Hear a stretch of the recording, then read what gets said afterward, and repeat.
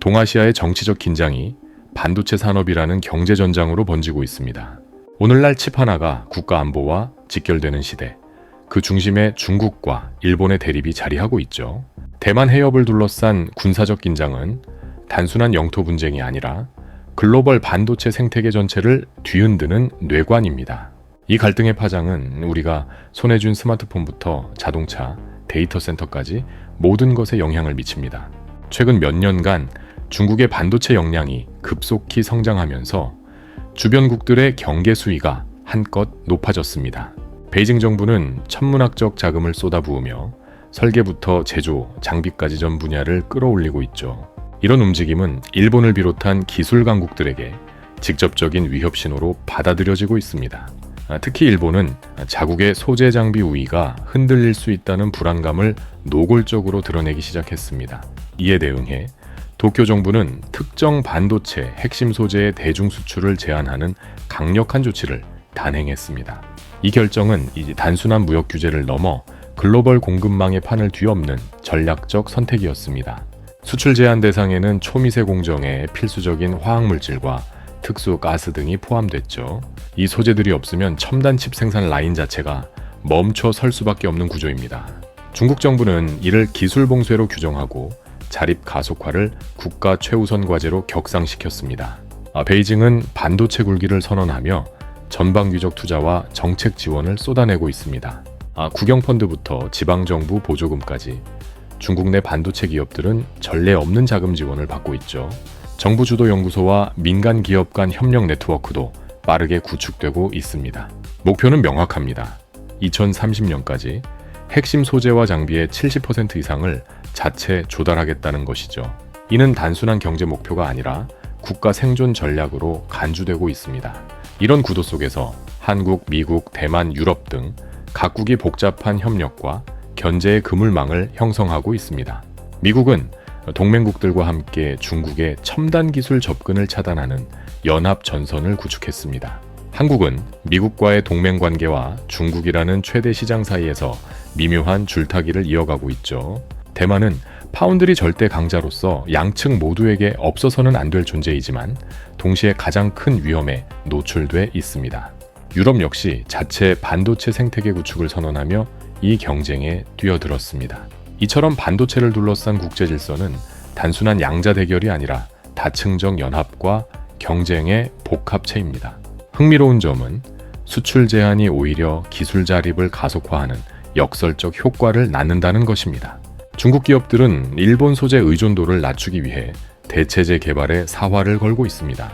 과거에는 수입이 편했기 때문에 소홀히 했던 분야까지 이제는 전폭적 지원 대상이 됐죠.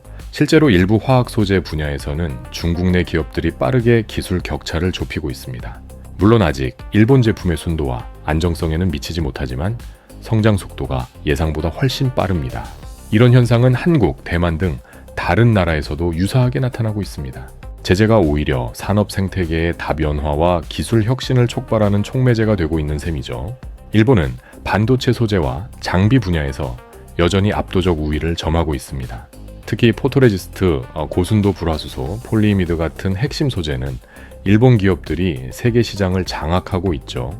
장비 분야에서도 도쿄 일렉트론, 니콘 같은 기업들이 독보적 기술력을 보유하고 있습니다. 하지만 한국 기업들도 가만히 있지 않습니다. 국내 화학 기업들은 정부 지원을 받아 대체 소재 개발에 속도를 내고 있습니다.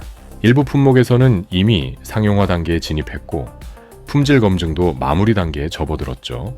대만 역시 자체 소재 산업 육성에 본격 나서며 일본 의존도를 낮추려는 움직임을 보이고 있습니다. 이처럼 일본의 기술적 강점은 분명하지만 그 우위가 영원하지 않다는 것이 업계의 공통된 인식입니다. 일본의 수출 제한 조치는 단기적으로 한국 기업들에게 예상치 못한 기회를 열어주고 있습니다. 중국 고객사들이 안정적 공급처를 찾으면서 한국산 소재와 장비에 대한 수요가 급증했죠. 실제로 일부 한국 기업들은 주문량이 2배 이상 늘어나는 특수를 누리기도 했습니다. 미국 역시 자국 내 생산 기반을 강화하며 대체 공급망 구축에 박차를 가하고 있습니다. 유럽 국가들도 독자적 소재 공급망 확보를 위해 대규모 투자를 진행 중입니다. 하지만 기술 수준과 양산 능력에는 명확한 차이가 존재합니다. 한국과 미국은 비교적 빠른 시일 내에 대체재를 공급할 수 있지만 일부 국가는 여전히 갈 길이 멉니다. 단기적으로는 기존 강자들의 시장 재편이, 장기적으로는 신흥 공급자들의 부상이 예상되는 구조입니다. 중국 내에서도 기업 간 희비가 엇갈리고 있습니다. 내수 중심의 로컬 기업들은 정부 보호 아래 빠르게 성장하며 시장 점유율을 확대하고 있습니다. 반면 글로벌 공급망에 깊숙이 편입된 다국적 기업들은 수출 규제로 인해 운신의 폭이 좁아졌죠. 중국 정부는 자국 기업 우선 정책을 강화하며 외국 기업에 대한 의존도를 낮추고 있습니다. 이 과정에서 생산 네트워크가 빠르게 재편되고 있습니다. 과거 글로벌 분업 체계에 의존하던 구조가 이제는 지역별 블록별 자급 체제로 전환되는 중이죠. 한국 기업들은 이 흐름 속에서 양면성을 경험하고 있습니다. 단기적으로는 일본 제품을 대체하며 중국 시장 진출 기회를 잡았지만 이는 일시적 현상일 수 있습니다. 중국이 자체 기술 개발에 성공하면 한국 제품 역시 밀려날 수 있다는 우려가 현실화되고 있죠. 실제로 일부 중저가 소재 시장에서는 이미 중국산 제품이 한국산을 대체하기 시작했습니다. 장기적으로 중국의 기술 내재화는 한국 반도체 생태계 전체의 위협 요인이 될 가능성이 큽니다. 따라서 한국 기업들은 단기 이익에 안주하지 않고 기술 격차를 지속적으로 벌려야 하는 과제를 안고 있습니다. 반도체 소재 분야의 기술 격차는 여전히 뚜렷하게 존재합니다. 일본은 수십 년간 축적한 공정 노하우와 특허 장벽으로 여전히 최상위권을 유지하고 있습니다. 한국은 빠른 추격을 통해 일부 분야에서 경쟁력을 확보했지만 전 분야를 커버하기에는 역부족입니다. 중국은 막대한 자본과 인력을 투입하고 있지만 품질과 수율 면에서 아직 격차가 분명합니다.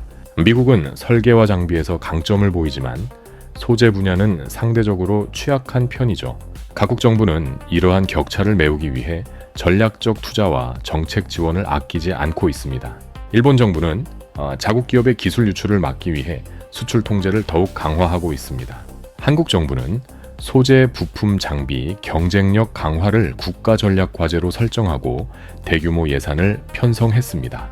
중국은 반도체 산업 육성을 위해 조 단위 자금을 조성하고 세제 혜택과 토지 지원까지 제공하고 있죠. 이처럼 각국의 정책 경쟁은 기술 경쟁만큼이나 치열하게 전개되고 있습니다.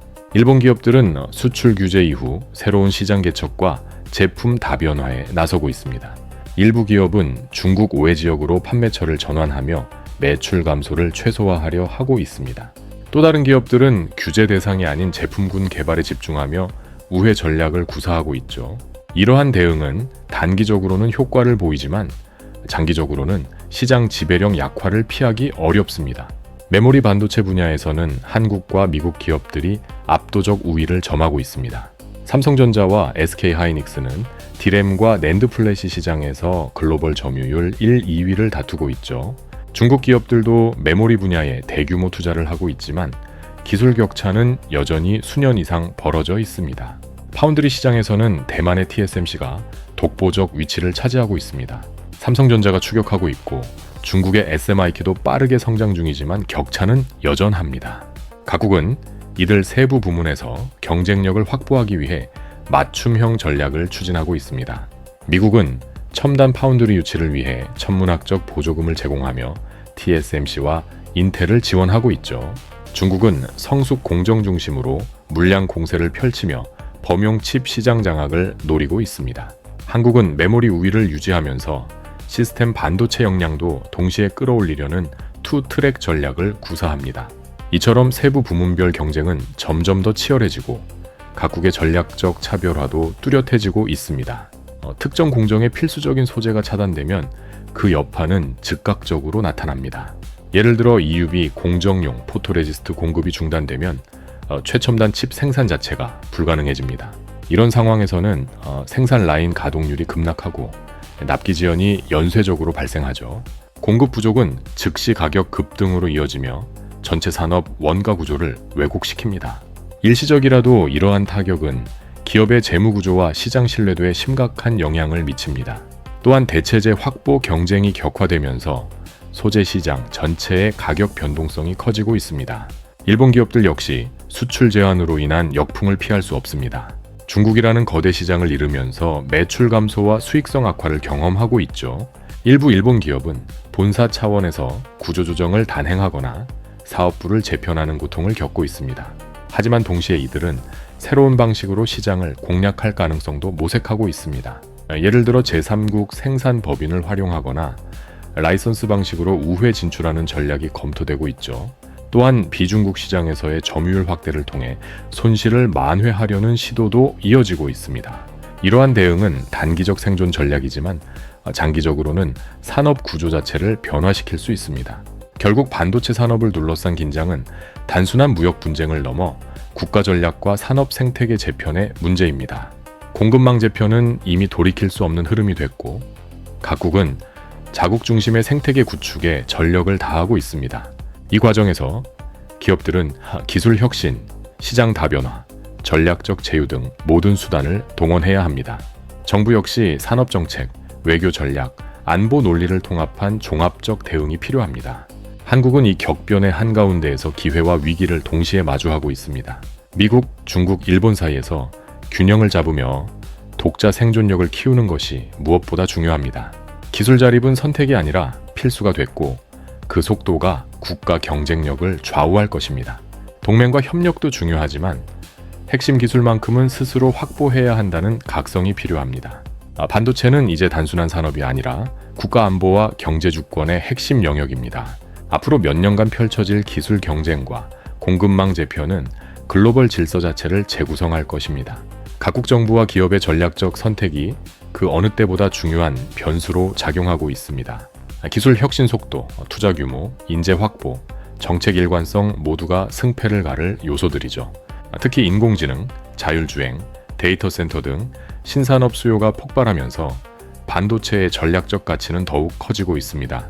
이런 상황에서 공급망 안정성과 기술 주권은 선택이 아닌 생존의 문제가 됐습니다.